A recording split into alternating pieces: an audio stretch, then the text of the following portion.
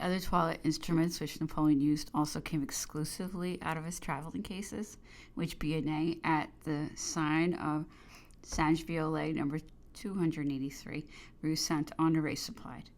In addition to the great cases containing a complete collection of all the necessaries for work for the toilet, for the meal, such as the one which he bequeathed to his son, and which was given to the city of Paris by General Bertrand, such again as the great case bought on his return from Spain in January 1809. He had dressing cases of a much more moderate size and weight, cases for packing which would go into a holster, and of which he made use on campaign when separated from the baggage. The care which he took of his person, his over-scrupulous cleanliness, the desire which he displayed for large quantities of water to wash in, accorded little with the habits of his time. Madame de Remusat declares that he had no idea whatever the decency which good education generally implants in every well-brought-up person. There is no doubt that he felt no embarrassment in letting himself be seen undressed, nor in making his toilet in the presence of his intimate servants, or even, if necessary, before the whole army, as he did, for example, at the island of Lobau.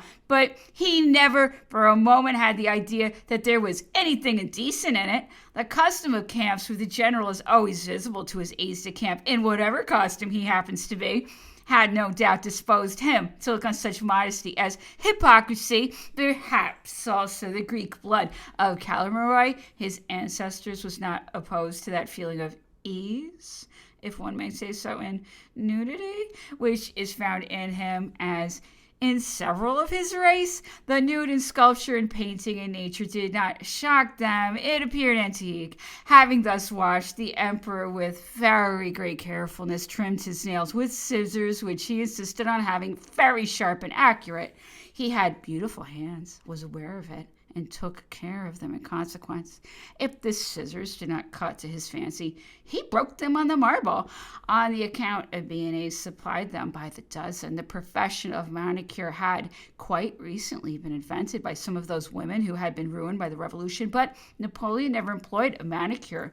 For while chiropodist had a certain Tobias Koenig, a German, who had obtained permission to wear a sword and a coat embroidered like those of the valet de chambre. Koenig, who was a very little man and kept much of his German accent, came once a fortnight to the toilet. Napoleon had seldom any necessity for his servants, but he amused himself by asking him a string of questions about his client, and for that Koenig was paid 2,400 francs. Another artist came once a week. This was Duplant, hairdresser to their majesties. The only man who knew how to cut their hair, said the emperor. The only man who knew how to dress the hair, said Josephine.